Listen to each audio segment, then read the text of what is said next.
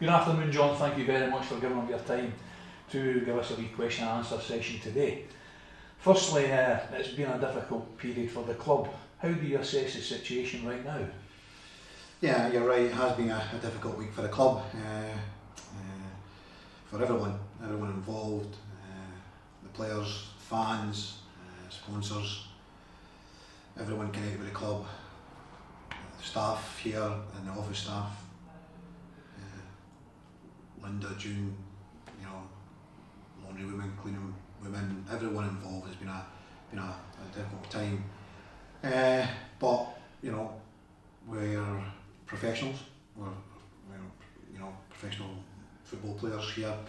We continue to play games, and we've obviously got a big game coming up at the weekend, and we have to focus on that. The spirit is good.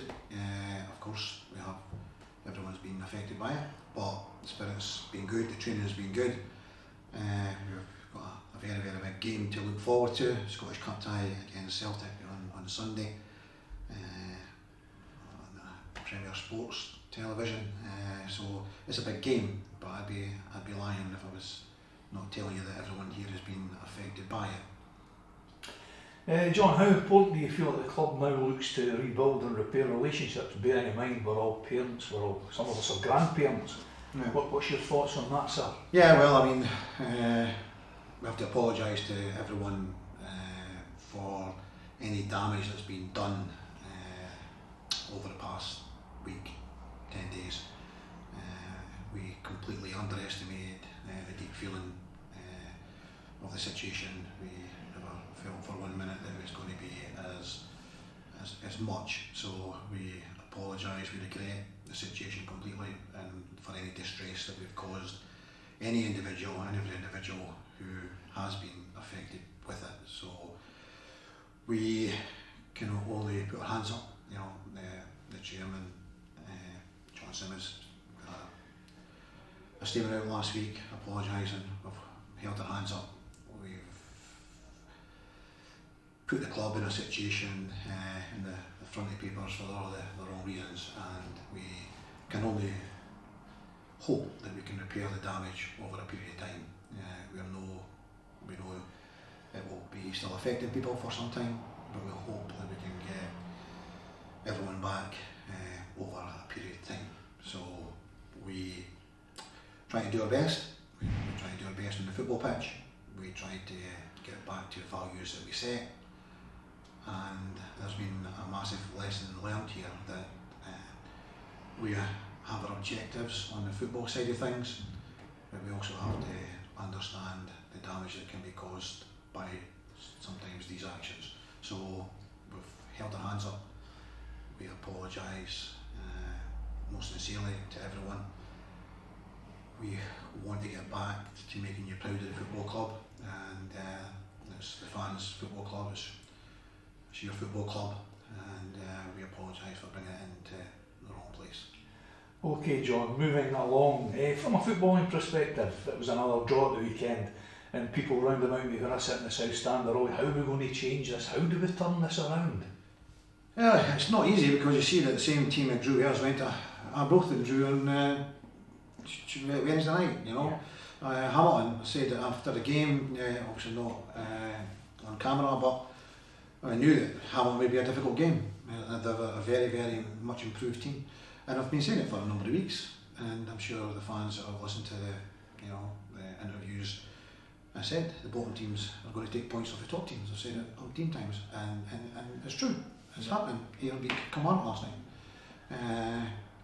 so it doesn't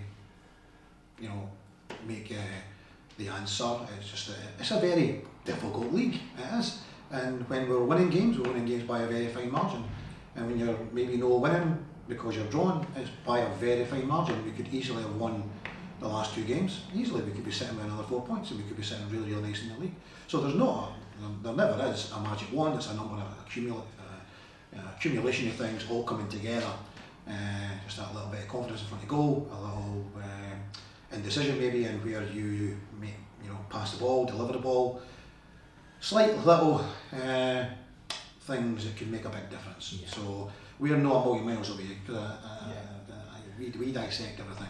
and we're no far away from playing the way we were playing at the start of the season. We've gone through a period that's probably the worst period personally, where myself and Paul were back here now 40 months back at the football club, and this is the sort of most difficult period with regards to results, but we're very focused and that there's sitting in fourth position. There's still a lot of football to get played.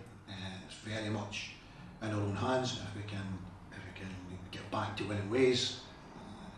Obviously the Scottish Cup comes first, and that's our main focus. But then we've got 2 good games against Kilmarnock and Partick coming up. So we, as always, take one game at a time.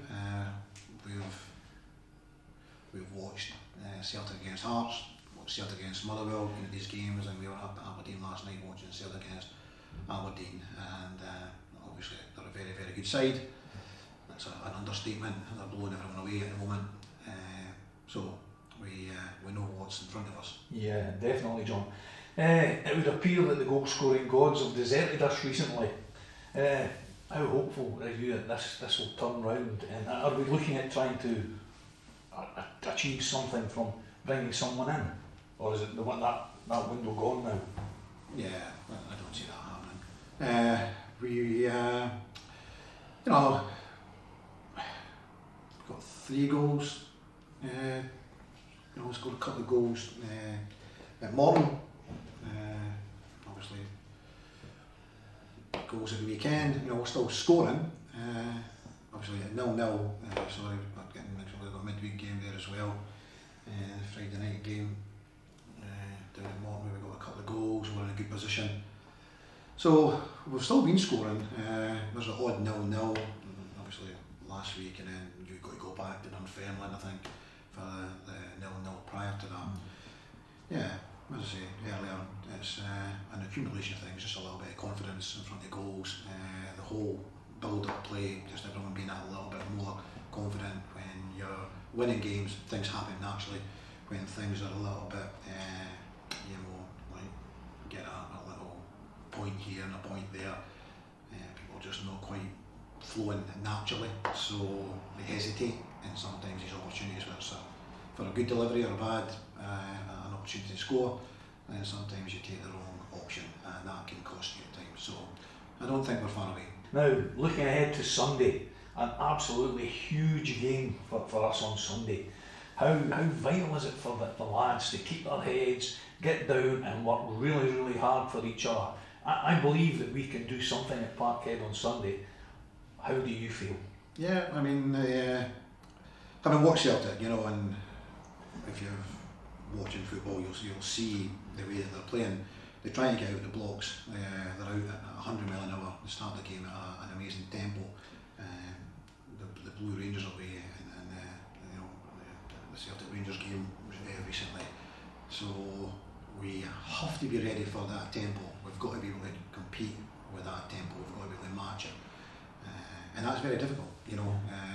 Aberdeen couldn't handle it the other night there. Motherwell couldn't handle it on Sunday. It's extremely difficult. Rangers struggle to deal with it. So you've got to try and stay in the game. We have to stay in the game for as long as we possibly can. And we need to cause them problems. We need to cause them threats. So it's a great challenge. It's a great opportunity for our players to go back to Celtic Park so quickly and pit their wits, go out and compete against them. Since we played them last, we played them towards the end of January, September I should say, and then they brought in a few players in January. They've added to their squad. They've got a very, very strong squad. I mean, even their bench, you could pick 11 from that. It would still be a very, very strong squad, strong team. So we've got to be ready for it, and we've got to have the right attitude, as you said there. We've got to have the right head on at the start of the game to make sure that we stay in the game, build into the game. We need to cause them some problems. We've got the ability to do that. So definitely, we've got the ability. We've just got to remember that when they go wide, they go exceptionally wide. Yeah, they do. Yeah, they have the touch lines, the full-backs push on, the centre mids go out. Yeah, I mean, I didn't realise you were going to go in a tactical conversation.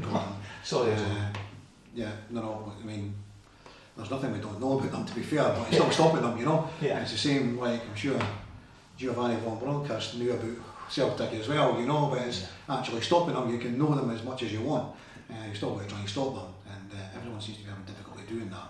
So we're the next team up for that challenge. Hopefully they take the eye off the ball a little bit, because it's not Rangers, it's not Aberdeen, you know, it's Raith Rovers from the league below, and maybe they can just take their eye off the ball, and that might help us, and maybe we can just raise our game that a little bit more. We were there earlier in the season. I was very proud of the boys, the performance that we put on. Yeah, we lost 3-0, but I thought over at peace we acquitted ourselves very well. Now, obviously, Raith Rovers, of course, have reached the semi-finals of the Scottish Cup back in the 50s, where they were unfortunately beaten by Celtic, but they're a famous win over them in 1994. That's the backdrop behind you just now, as we know. So there's a fine history between the sides in the terms of cup action. You'd agree with that, yeah? Yeah, definitely, yeah. Hopefully we can do ourselves proud at the weekend. The team who won the League Cup, you know, are forever legends and heroes, and brought up, you know, frequently all the time. And of course it's up to the team of now to try and make their history. Like any other team, you get your chance to do what you can do, you know.